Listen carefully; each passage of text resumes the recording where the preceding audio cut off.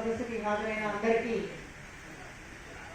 మహాసభ విజయవంతం కావాలని, మనందరం ఈ మహాసభ నుంచి పూర్తి చేసుకుని వెళ్ళేటప్పుడు కొన్ని కర్తవ్యాన్ని తీసుకెళ్లడంతో పాటు కొంత స్ఫూర్తిని కూడా మన వెంట తీసుకెళ్తే మనం పనిచేసేటువంటి క్రమంలో దానిలో నాణ్యత కనిపిస్తుంది అని మిమ్మల్ని అందరినీ మరొకసారి అభినందిస్తూ, మనం ఉద్యోగం చేసినంత కాలం వివిధ సంఘాల్లో ఎక్కడెక్కడో మన అభిప్రాయాలు, మన భావజాలానికి అనుగుణమైనటువంటి అనేక సంఘాల్లో పనిచేసాం. మనం జేఏసీలో కలిసినప్పటికీ మన సంఘం మనదే, మన అభిప్రాయాలు, మన లక్ష్యాలు, మన సిద్ధాంతాలు, వాటి కట్టుబడి మనం పనిచేసాం. కానీ ఇప్పుడు అనివార్యంగానే అనేక సంఘాల్లో పనిచేసిన అందరం కూడా ఒక దగ్గరికి, ఒక గొడుగు కిందికి చేరాల్సినటువంటి పరిస్థితి వచ్చింది. అదొక రకంగా మంచిదే, మరొక మంచిదే కదా. అట్లాగే మనం టాప్రాన్ ఏర్పాటు చేసుకునేటువంటి పరిస్థితులు ఎలా వచ్చాయి?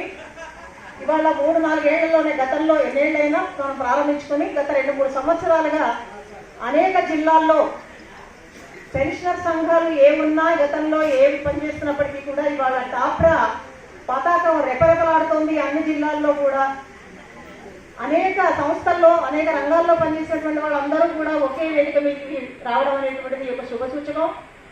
మన బలాన్ని పెంచుతుంది, మన ఐక్యతను పెంచుతుంది, మన సమస్యల పైన ఫోకస్ చేయడానికి అవకాశం లభిస్తుంది. ఆ రకంగానైనా ప్రభుత్వం దృష్టికి తీసుకెళ్లేటువంటి అవకాశం ఉంటుంది. 80వ దశకంలో నేను ఉద్యోగంలో చేరినటువంటి కాలంలో సంఘాల్లో చేరడం అంటే మహిళలు ప్రధానంగా జీపీఎఫ్ లోన్ ఇప్పించేందుకో, మెడికల్ లీవ్ శాంక్షన్ చేయించేందుకో, లేదా లీవ్ శాంక్షన్ చేయించేందుకో నాయకుల దగ్గరకు వచ్చేసి ఇది కొంచెం చేసి పెట్టండి అని చెప్పేంత వరకు మాత్రమే. అది కూడా నాయకులు స్కూళ్ళల్లోకి, ఆఫీసుల్లోకి వచ్చినప్పుడు మాత్రమే. ఆఫీసుల్లోకి వెళ్ళి, ఉద్యమ కార్యాలయాల్లోకి వెళ్ళి, ఉద్యమ కార్యాలయంలోకి అసలు మహిళలు వెళ్ళడం అంటే చాలా విచిత్రమైనటువంటి విషయం అనమాట. ఆ నాయకులు కూడా అట్లాగే అనేవాళ్ళు, మీరు ఇంత దూరం రావాలనమ్మా, మేము చెప్తే చేసేస్తాం కదా మేము అని చెప్పేసి. అంటే ఇవాళ ఉపాధ్యాయ ఉద్యోగ వర్గాల్లో 65 కాదు, 45-55% ఇవాళ మహిళలు పనిచేస్తున్నారు. 55% పురుషులైతే 45% మహిళలు పనిచేస్తున్న పరిస్థితి కనిపిస్తూ ఉంది. అలాంటి పరిస్థితులలో కూడా గతంలో 30 ఉండొచ్చు.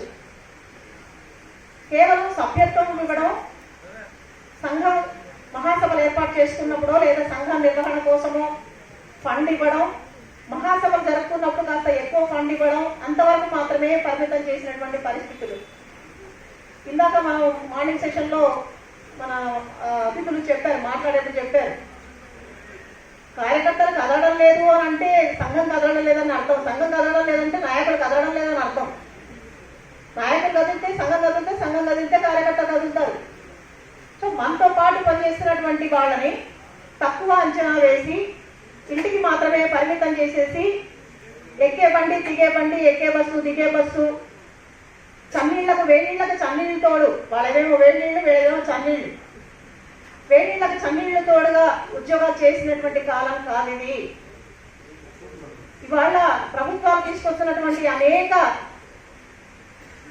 పథకాలు, అనేక ప్రక్రియలు, చేపడుతున్నటువంటి ప్రక్రియల ద్వారా భద్రత కరువైనటువంటి బతుకుల్లో అసమానతల భారతంలో ఉన్నాం. మనం ప్రజాస్వామ్య భారతంలో ఉన్నామని గర్విస్తూనే ఈ అసమానతల భారతంలో అసమానతలు చాలా విపరీతంగా పెరిగిపోతున్నాయి. ఆ పెరిగిపోతున్న అసమానతల కారణంగా మనలో మనకే చిచ్చు పెట్టి మనకి మనం కొట్లాడుకునేటువంటి పరిస్థితి తీసుకొస్తున్నారు. సరి అయింది కాదు. ఈ అసమానతలు ఎందుకు వచ్చాయి, ఎందుకు తీసుకొస్తున్నారు, ఏ స్వార్థంతో తీసుకొస్తున్నారు అని అర్థం చేసుకోగలిగితే మనం ఐక్యం అవుతాము అని చెప్తున్నాం మనం.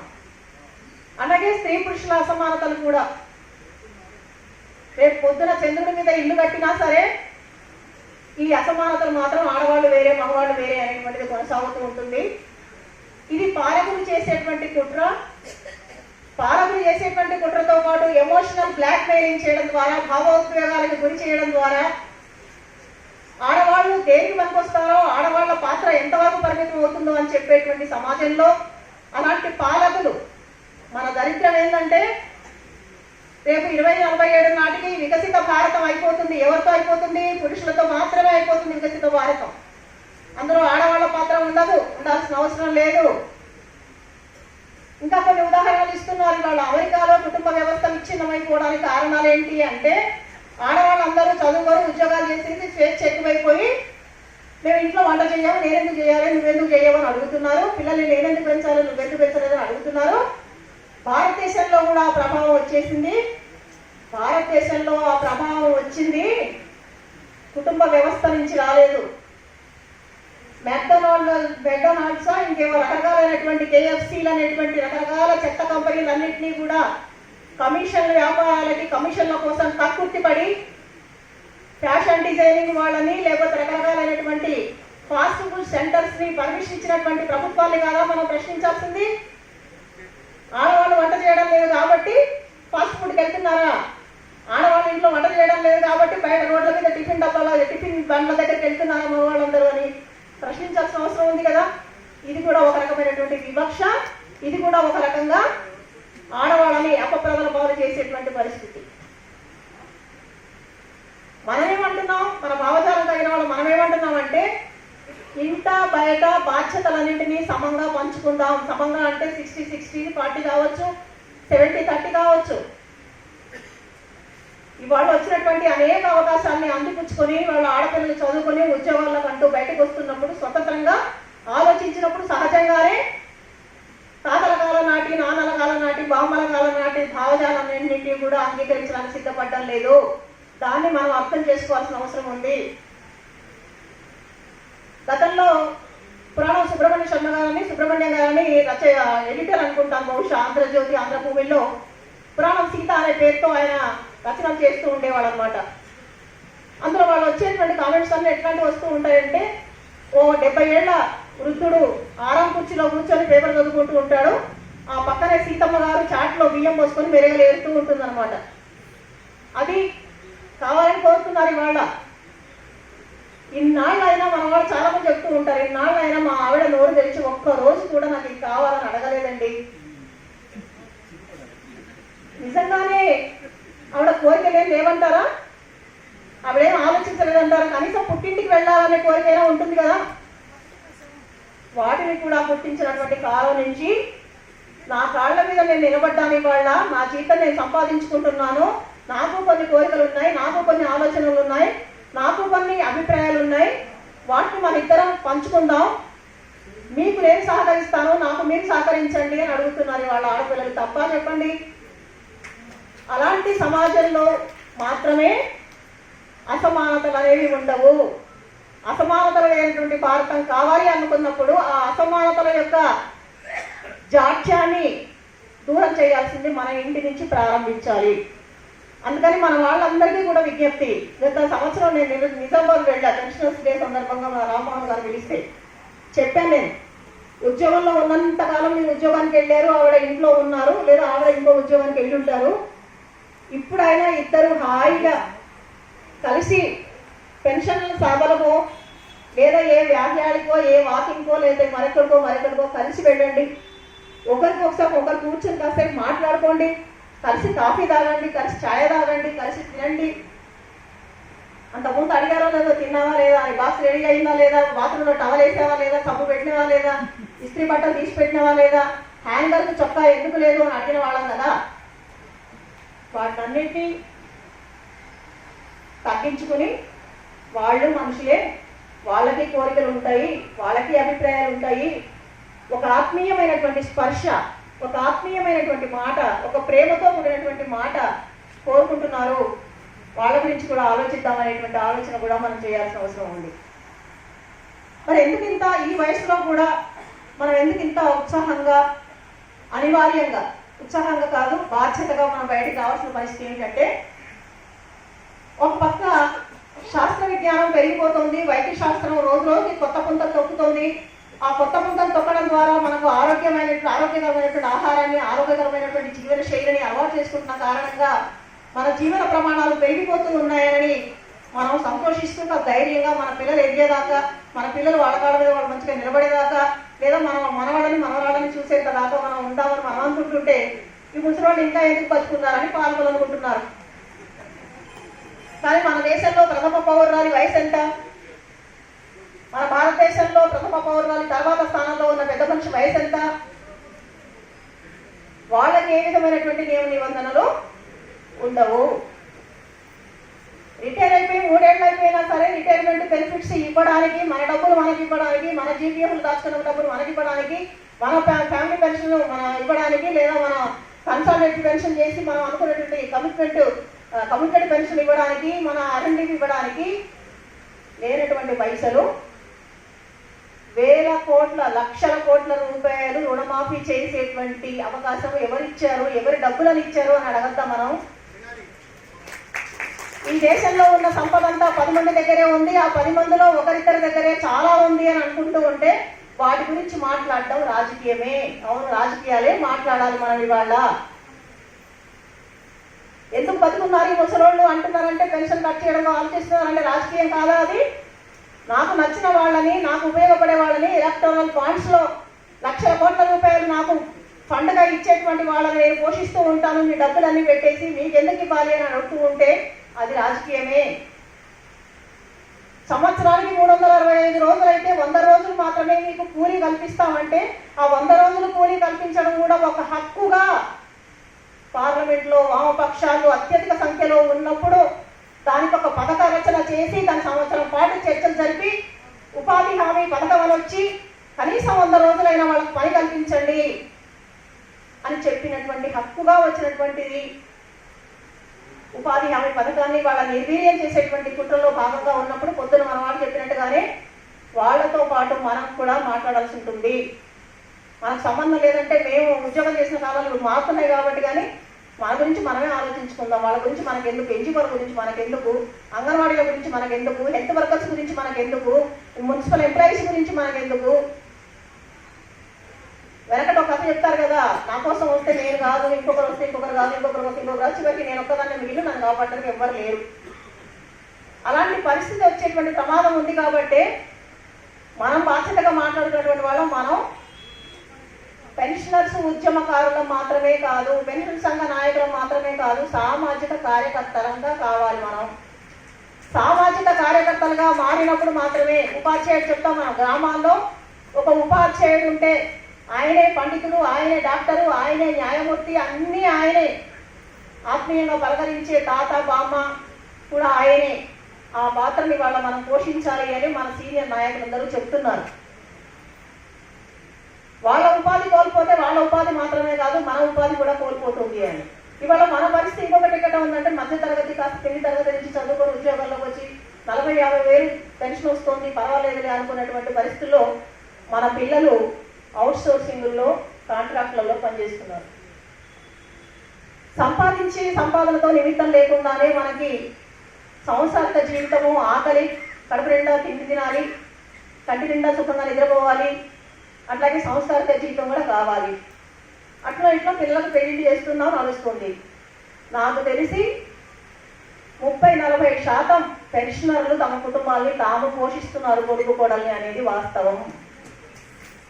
పిల్లల ఫీజులు వాళ్ళే కడుతున్నారు, మనవరాళ్ళ పిల్లలు ఫీజులు వాళ్ళే కట్టాల్సిన పరిస్థితి. పండుగకో పప్పానికో కొడుకు కోడలు బట్టలు కొనాల్సిన పరిస్థితి కూడా పెన్షనర్ల మీదే ఉంటుందనంటే ఏ స్థితిలో ఉన్నాం మనం? ముందుకెళ్తున్నామో వెనకెళ్తున్నామో అన్నప్పుడు ఏం ఆలోచించాలి మనం? హాయిగా 40 ఏళ్ళు పనిచేసినాం, పెన్షన్ వస్తుంది, కంటి నిండా నిద్రపోయి మనం డబ్బు దాచుకొని ఎప్పుడో ఒకసారి పిల్లలకు పండుగ పబ్బానికి ఇద్దామనే పరిస్థితి కాదు. మనకి వాళ్ళ రేపు ఎల్లుండి 1వ తారీఖు నాడు పెన్షన్ పడ్డదంటే 2వ తారీఖు నాడు చేతులు దాపేటువంటి పరిస్థితి పిల్లలది. పిల్లలు అనే పరిస్థితి లేదు. ఎవరిని అనాలి? అందరం కలిసి పోరాటం చేయాల్సింది ప్రభుత్వం దగ్గరే. చచ్చిన చేప వారిన పడి కొట్టుకుపోతుంది, బ్రతికున్న చేప ఏటికి ఎదురెగుతుంది. మనం బ్రతికున్న వాళ్ళం, చేవ ఉన్న వాళ్ళం. మన పాటలో వచ్చింది, సేవ చేసిన కాలం అయిపోయింది కదా అనుకుంటున్నారేమో, సేవాకాలం అయిపోయింది కానీ మాలో ఇంకా చేవ ఉంది, మేము పోరాడతాం, సాధిస్తామని చెప్తూ ఉన్నారు. అలా పోరాడి సాధించుకోవాల్సినటువంటి పరిస్థితుల్లో మనతో పాటు ఉన్నటువంటి మహిళా పెన్షనర్లు ప్రతి జిల్లాలో కూడా మహాసభలు ఇవాళ బాగా అనిపించింది నాకు ఏంటంటే, అనేక జిల్లాల్లో జిల్లా మహాసభలు జరిగినప్పుడు పార్టిసిపేట్ చేసినటువంటి మహిళల సంఖ్య కూడా ఇక్కడ లేదు. కారణం ఏంటో నాకు తెలియదు. వాళ్ళు చైతన్యపడాల్సినటువంటి అవసరం ఉంది, తమని తాము చైతన్యపరచుకోవాల్సిన అవసరం ఉంది. ఎన్నాళ్ళు నేను ఇంకా ఈ ఇంటి గురించి, వంటింటి గురించి, వంటింట్లో కొత్త గిన్నెలు కొనడం గురించో, లేదా కొత్త బట్టలు కొనడం గురించో, లేదా నగల గురించో, లేదా ఇంకో దాని గురించో ఆలోచిస్తాను. నా గురించి నేను, నా చుట్టూ ఉన్న వాళ్ళ గురించి కూడా నేను ఆలోచించాలి అనుకునేటువంటి స్థితికి వాళ్ళని తీసుకురావాలి అని అంటే ఆ చైతన్యం మనం ఇవ్వాలి మిత్రులారా. మేము చేసుకొని వస్తాం, మీరు ఇంట్లో ఉండండి అని అంటే మాలాగా మా ఉద్యమంలో, వివిధ ఉద్యమాల్లో పనిచేస్తున్నటువంటి మా కుటుంబ భాగస్వాములు పరస్పరం అవకాశాలు ఇచ్చుకున్నాం కాబట్టి ఎవరి రంగంలో వాళ్ళు అభివృద్ధి చెందేటువంటి దశకు వచ్చాము. మా పిల్లల్ని బాగా చదివించుకున్నాం, మా ఇంటికి బాగానే చూసుకున్నాం, మా చుట్టుపక్కల అత్తింటిని, మేము పుట్టినింటిని బాగానే చూసుకున్నాం, ఉద్యమాల్లో కూడా బ్రహ్మాండంగా మా సమయాన్ని ఇవ్వగలిగాము. మీ అందరికీ ఉన్న సమయమే మాకు ఉంది కదా, మేము ఎట్లా ఇవ్వగలిగాము? సమయ పాలన చేసుకోవడం ద్వారా కుటుంబానికి ఎంత సమయం ఇవ్వాలి, ఉద్యమానికి ఎంత సమయం ఇవ్వాలి, మన ఉద్యోగానికి ఎంత సమయం ఇచ్చాము, సామాజిక కార్యక్రమాలు ఎన్ని చేస్తున్నాము, ఎవరితోనైనా మాట్లాడుతున్నామా లేదా, సీనియర్ సిటిజన్ ఫోరంతో మాట్లాడుతున్నాము, మార్నింగ్ వాక్ వెళ్ళినప్పుడు చుట్టుపక్కల ఉన్న వాళ్ళందరితో మాట్లాడుతున్నామా, లేదా మేము ఎంసీహెచ్ కార్మికులు ఉంటారు వాళ్ళతో ఎప్పుడన్నా మాట్లాడుతున్నామా, పాఠశాలల్లో వంట వండి పెట్టేటువంటి మహిళా కార్మికులు ఎక్కువ మంది ఉంటారు, మధ్యాహ్న భోజన కార్మికులు పుస్తమట్టం తాకట్టు పెట్టి కూడా వాళ్ళు తీసుకొచ్చినటువంటి వంట తీసుకొచ్చి పిల్లలకు వండి పెట్టాల్సిందే తప్ప దాన్ని చెక్ చేయడానికి వచ్చినటువంటి అధికారి ఆ రోజు వేడి అన్నం పిల్లలకు పెట్టారా లేదా, తాంబారు పోసిందా లేదా అని అడుగుతాడు తప్ప ఈ బియ్యం కూరగాయలు ఎక్కడి నుంచి తెచ్చిండ్రమ్మా, మీకు మేము పంపించగలిగామో పంపించలేకపోయాము, మీరు సప్పో చేసి ఉంటారు కదా, అది నాదు లేడు. మున్సిపల్ కార్మికులు తెల్లారి గంటల బయలుదేరి వాళ్ళు రోడ్డు మీద 3-4 గంటల కల్లా ఎంత తెల్లారి రష్ జనం తిరుగుతుంటారు కాబట్టి వాళ్ళకి 2 గంటలకు 1 గంటకు వాళ్ళ పని ప్రారంభం అవుతుంది. రోడ్డు మీద ఎవడు కొట్టేసిపోతున్నాడో, అర్ధరాత్రి పూట ఏ విధంగా వచ్చి వాళ్ళని బలాత్కరించడం కోసం ప్రయత్నం చేస్తున్నాడో, అలాంటి వాళ్ళ కష్ట సుఖాలు కూడా మనం ఆలోచించి మాట్లాడినప్పుడే అతని మేము ఉపాధ్యాయ సంఘంగా గత 2-3 దశాబ్దాల నుంచి వలస జిల్లాగా పేర్కొన్నటువంటి మహబూబ్నగర్ జిల్లాలో వలసలకు వెళ్ళిపోయిన వాళ్ళు వలసలకు వెళ్ళిపోగా ఊళ్ళల్లో ఇళ్లలో ముసలోళ్ళు పిల్లలు మాత్రమే ఉంటే గంజి కేంద్రాలు నడిపినాం మనం. మొన్న గతంలో తెలంగాణ వచ్చిన తర్వాత, తెలంగాణ ప్రభుత్వం ఏర్పడిన తర్వాతే ఆర్టీసీ వాళ్ళు సమ్మె చేసిన సంఘం మీకు గుర్తుంది. 56 రోజులు 56 రోజులు పనిచేసినప్పుడు అన్ని జిల్లాల్లో కూడా ఒక బాధ్యత కలిగినటువంటి ఉపాధ్యాయ సంఘాలు కానీ మన ఎన్జిఓ సంఘాలు కానీ భోజన కార్యక్రమం ఏర్పాటు చేసి ఒక రోజు ఒకరు భోజనాలు ఏర్పాటు చేసి ఆర్టీసీ కార్మికులకు మేమున్నాం మీ వెంట అని చెప్పగలిగినటువంటి స్ఫూర్తిని మన సంఘాలు ఇచ్చాయి. అదే మనం కూడా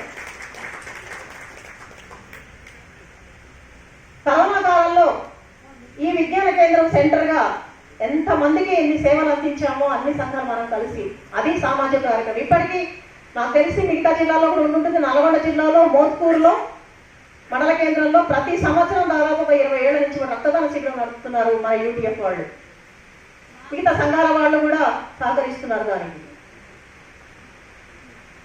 మహిళా సదస్సు అనగానే పొద్దున్న పాపం పెద్ద ఆయన కదా మన అధ్యక్షులు అన్నారు, మహిళలు ఉంటారు ఇష్టమైన వాళ్ళు మగవాళ్ళు కూడా వచ్చి కూర్చోండి అంటే. మహిళా సదస్సు అంటే మహిళల సమస్యల మీద మాట్లాడే సదస్సు కానీ మహిళలకు మాత్రమే కాదు. మా పెద్ద ఆయన చెప్పేవాడు రామరెడ్డి గారు అని, మా ఉద్యమ నేత ప్రారంభకులు రామరెడ్డి గారు ఎక్స్ఎమ్మెల్సీ. మహిళా సదస్సులు పెట్టేటప్పుడు మీరు మార్చి 8 నాడు అంతర్జాతీయ మహిళా సదస్సులు పెట్టేటప్పుడు మగవాళ్ళకు పెట్టండి సదస్సులు, ఆడవాళ్ళకు కాదు అని చెప్పేవాళ్ళు ఆయన స్పష్టంగా. ఆ ఆడవాళ్ళు బయటికి రావాలంటే ఈ మగవాళ్ళే సహకరించాలి కాబట్టి వాళ్ళకు పెట్టి చెప్పండి అని. అవునా కాదా? సమత్వం అనేది ఎక్కడైతే సాధ్యమవుతుందో అది స్త్రీ పురుషులే కావచ్చు, ఆర్థికంగా కావచ్చు, సామాజికంగా కావచ్చు, రాజకీయంగా కూడా కావచ్చు. సమానత సమత్వం అనేది ఎక్కడ సాధ్యమవుతుందో అక్కడ మాత్రమే అభివృద్ధి ఉంటుంది, అక్కడ మాత్రమే ఆత్మవిశ్వాసం ఉంటుంది, అక్కడ మాత్రమే గొంతు విప్పి మాట్లాడగలిగినటువంటి స్వేచ్ఛ ఉంటుంది. గొంతు విప్పి మాట్లాడతారు, అవకాశం ఇస్తే మాట్లాడతారు అని అంటే పోట్లాడడానికి మాత్రమే కాదు. ఆ పోట్లాడేటువంటి స్థితి కూడా ఎప్పుడు వస్తుంది అని అంటే అణిచివేసి ఉంచితే వాళ్ళ భావాల్ని, వాళ్ళ అభిప్రాయాల్ని, వాళ్ళ విమర్శల్ని స్వీకరించడానికి మనం సిద్ధపడితే ప్రాబ్లం ఉండదు. సిద్ధపడకుండా అణిచివేసి ఉంటే ఎక్కడోసారి బద్దలవుతుంది. ఆ బద్దలైతే లావాల ఉప్పొంగితే చాలా కష్టమైనటువంటి పరిస్థితి వస్తుంది. ఇవాళ భారతదేశంలో మీరు చూసారు 2017లో ఉత్తరప్రదేశ్లో ఒక అమ్మాయిని బలాత్కరించి రేప్ చేసినటువంటి ఒక ఎమ్మెల్యే కోర్టుకు వెళ్ళి శిక్ష పడి మళ్ళీ వచ్చిన తర్వాత దాంట్లో ఏదో చిన్న లక్కునాలు ఉంటాయి కదా మన న్యాయశాస్త్రంలోనూ చట్టాల్లోనూ, ఆ లక్కున ఒక లోపాన్ని ఉపయోగించుకుని అతనిని పంపించేస్తే పౌర సంఘాలన్నీ కూడా ఒక్క ఉమ్మడిగా నిన్న మళ్ళీ సుప్రీంకోర్టులో దాన్ని పిటిషన్ వేస్తే సుప్రీంకోర్టు బెయిల్ రద్దు చేసేసింది.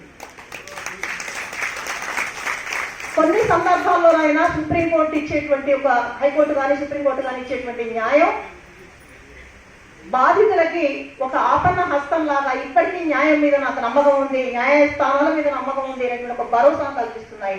అలాంటి విషయాల మీద టాప్రా గానో లేదా యూటీఎం గానో లేదా ఇంకా సంఘాలు గానో కాదు, అందరం కలిసి గొంతెత్తి మాట్లాడాల్సిన అవసరం ఉంది. నిన్న మన రాష్ట్రంలో ఆడవాళ్ళ బట్టల మీద జరుగుతున్నటువంటి చర్చల గురించి మాట్లాడుతూ ఉంటే ఆ బట్టల గురించి మాట్లాడిన వ్యక్తికి సపోర్ట్ చేసేటువంటి లైకులు ఎక్కువ వచ్చాయి తప్ప విమర్శించే వాళ్ళు నువ్వెవరు నా గురించి మాట్లాడడానికి అని చెప్తే వాళ్ళకి ఎవరు కూడా సపోర్ట్ చేసిన వాళ్ళు లేదు. మన ఆలోచన ధోరణి ఎక్కడున్నాం మనం?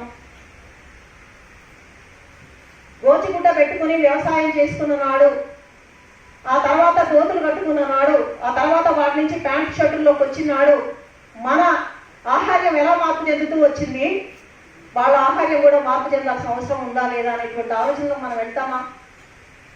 అప్పుడు పిల్లలు అందుకే ఎందుకు అడుగుతున్నారు, ఇళ్లలో పిల్లలు అడుగుతున్నారు నా ఇష్టం నేను ఇక్కడనే ఉంటా అంటే అప్పుడు మాట్లాడడం లేదు మనం. లేకపోతే సన్నాయి మొక్కలు నొక్కుతూనే ఉన్నాం కదా, ఏం బాగుంటుందమ్మా ఇలా ఉంటే.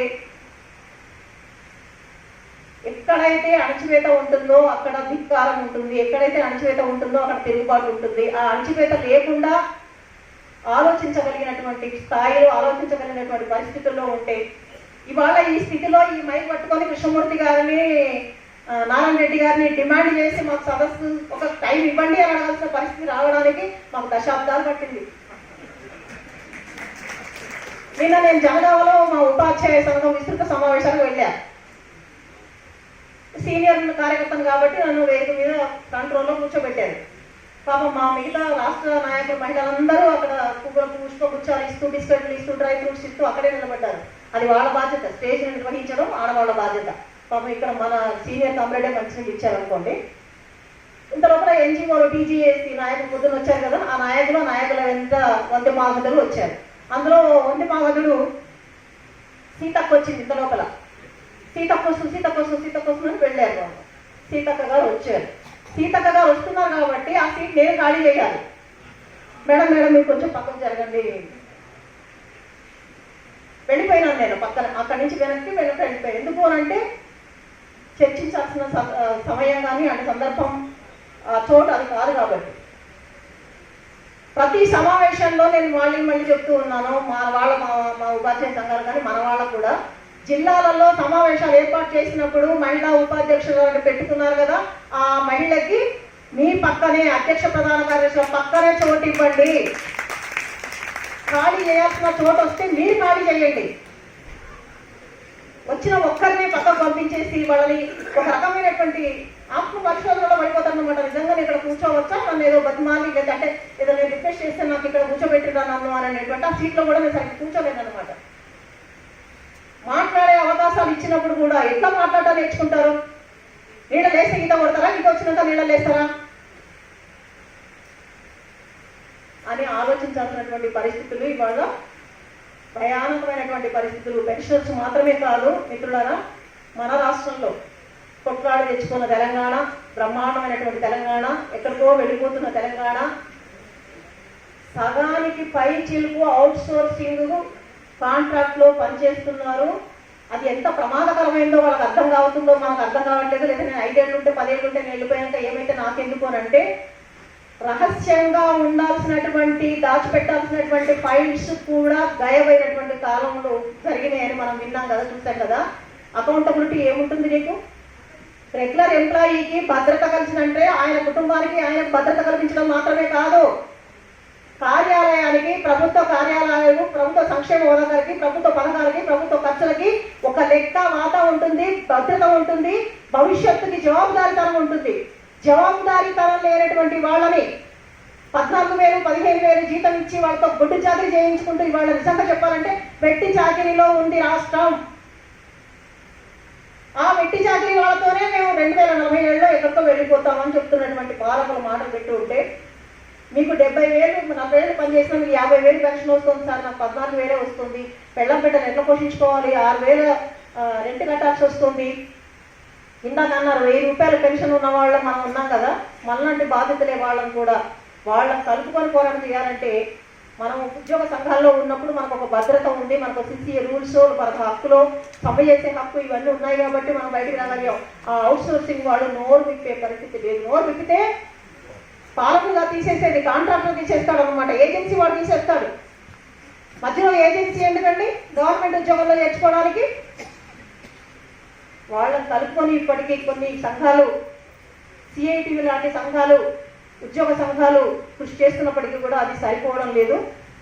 అన్యాయమైనటువంటి బ్రతుకులు, అన్యాయమైనటువంటి అసమానతల్లో బతుకుతున్నటువంటి పరిస్థితుల్లో మనలో సగభాగంగా ఉన్నటువంటి మహిళలు, కుటుంబంలో మాత్రమే కాదు సమాజంలో కూడా సగభాగంగా ఉన్నటువంటి మహిళల్ని ఉద్యమాల్లో మిళితం చేసుకొని చైతన్యపరిచి ఒక చైతన్యవంతమైనటువంటి మహిళ తన కుటుంబాన్ని ఎంత ఆదర్శంగా తీర్చిదిద్దుకుంటుందో మీరు ఉదాహరణతో మీ జిల్లాలో నాయకుల్ని చూడండి. ఇంటికే పరిమితం చేసి లేదా ఉద్యోగానికే పరిమితం చేసి ఆవిడ ఏటీఎం కార్డు కూడా మన దగ్గరే ఉంచుకుని డిఏ ఇప్పుడు రావాల్సింది ఇంకా ఎందుకు రాలేదు, ఈ నెల జీతం కొంత పెరగాల్సిందే, డిఎం అనేది ప్రకటించినట్టున్నారు ఎందుకు రాలేదు అని అడిగేటువంటి వాళ్ళు ఉంటే వాళ్ళు రహస్యంగా వాళ్ళు చేసే పనులు వాళ్ళు చేస్తారు. అప్పుడు కొట్లాటం వస్తాయి, నీ వాళ్ళు నా వాళ్ళు అని. ఎందుకు అది?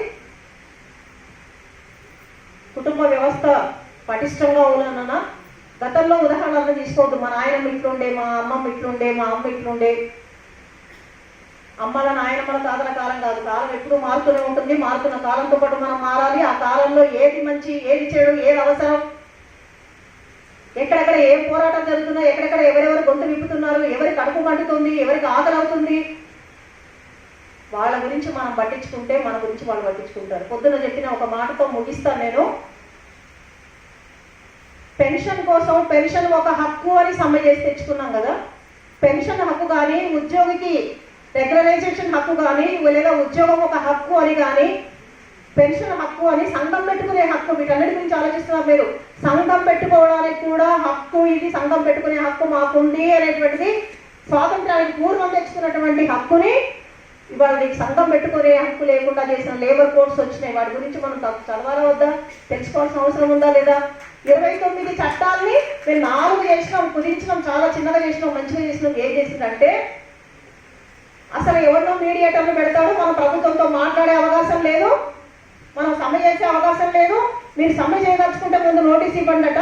ఆ నోటీస్ ఇచ్చిన తర్వాత నోటీసు లోపల మేము పిలిచి చర్చ చేసేంత వరకు మీరు సమ్మెకి వెళ్ళొద్దు. అంటే వాళ్ళు ఎన్ని రోజులైనా దాన్ని పోస్ట్పోన్ చేయొచ్చు, సమ్మె చేసే హక్కు లేదు. 7 ఉంటే సంఘం పెట్టుకునే హక్కు కాస్త 10% ఉంటేనే సంఘం పెట్టుకునేటువంటి హక్కు ఉంది. ఇలాంటి అనేకమైనటువంటి దురాగతాలు, చాలా భయంకరమైనటువంటి బాధాకరమైనటువంటి అంశాలు చాలా ఉన్నాయి అందులో. అవి కూడా మనం చదవాలి. ఉపాధి హామీ పథకం గురించి మనం చర్చించాలి. పెన్షన్ ఇన్వాలిడేషన్ సంబంధించి, కన్సాలిడేషన్ సంబంధించి, ఆ వ్యాలిడేషన్ రేపటి నుంచి జనవరి తర్వాత, జనవరి కంటే ముందున్నారు కదా అన్న దాని గురించి, ప్రతి అంశాల గురించి మనం ఇంట్లో పనిచేసేటువంటి మన పని ఆమెతో సహా మనం మాట్లాడుకున్న నాడు కార్మిక సంఘాలు బలంగా ఉన్నాయి. 75, 76లో జరిగిన, భారతదేశంలో జరిగిన రైల్వే సమ్మె చాలా పెద్ద సమ్మె. ఆ తర్వాత జరిగిన ఎమర్జెన్సీలు, జరిగిన పోరాటాలు, ఆ రోజు వచ్చిన సమ్మెలు, ఆ రోజు వచ్చినటువంటి ఉవ్వెత్తున జనం కదిలిన తీరు.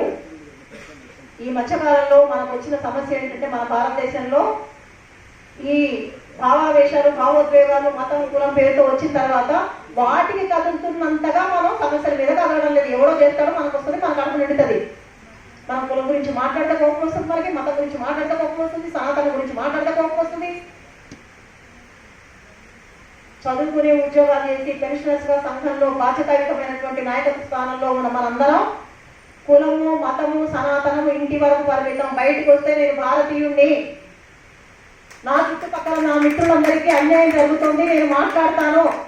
ఇవాళ వాళ్ళ గురించి మాట్లాడకుంటే రేపు నా గురించి మాట్లాడడానికి ఎవరు ఉండరు అనేటువంటి చైతన్య స్ఫూర్తమైనటువంటి దానిలో మనం కదలకపోతే, శ్రీ చెప్పినట్టు కొన్నిసార్లు పరిగెత్తొచ్చు, పరిగెత్తడం రాకపోతే దేపుతూ పోవచ్చు, నడుస్తూ పోవచ్చు, కానీ ఉన్న చోట ఉండకండి, కదులుతూ ఉండాలి, చలనం ఉండాలి. ఆ చలనమే మనల్ని ముందుకు తీసుకెళ్తుంది.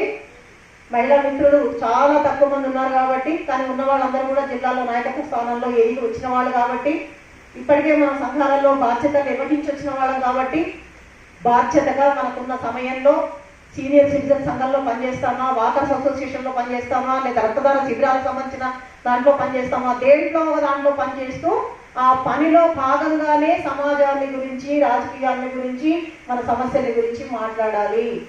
ఎప్పుడైతే దేశం వ్యక్తున కదిలి ఈ ఉపాధి హామీ చట్టానికి సంబంధించి దాన్ని రద్దు చేయడానికి వీల్లేదు, మీరు చట్టం చేసుకున్నా సరే అనే దాని గురించి ఎంత అన్యాయమైన చట్టం అంటే అది ఉపాధి హామీ చట్టం 1 సంవత్సర కాలం చర్చ చేసి తెచ్చుకున్నటువంటి చట్టాన్ని ఎంపీలకు కూడా చెప్పకుండా కేవలం క్యాబినెట్ లో కొంతమంది గుంపు మాత్రమే యాక్సెప్ట్ చేసి సంతకాలు పెట్టుకొని ఓకే చేసుకున్నటువంటి ఘటనని ఇవాళ ప్రతిపక్షాలు వ్యతిరేకిస్తున్నాయి. కాబట్టి ప్రతిపక్షాలతో పాటు మనం గొంతు కలిపితే దాన్ని నిలబెట్టుకుంటే రేపు పొద్దున మన పెన్షన్ కూడా నిలబెట్టుకుంటాం, లేకపోతే నిలబెట్టుకోలేము. ఉంటున్నారా? ఐక్యంగా ఉంటేనే సాధ్యం అవుతుంది. ఐక్యతే మన ఆయుధం, పోరాటమే మనకు మార్గం. ఆ రెండు తప్ప మరొక మార్గం లేదు. ఆ మార్గంలోకి వెళ్ళాలి అనుకున్నప్పుడు నిరంతరం అధ్యయనం చేయాలి, నిరంతరం చదవండి. వాట్సాప్ యూనివర్సిటీ వాట్సాప్లలో కాదు, వాట్సాప్ కూడా ఒక ఆయుధమే, దాన్ని ఉపయోగించే తీరుగా ఉపయోగించుకోవాలి.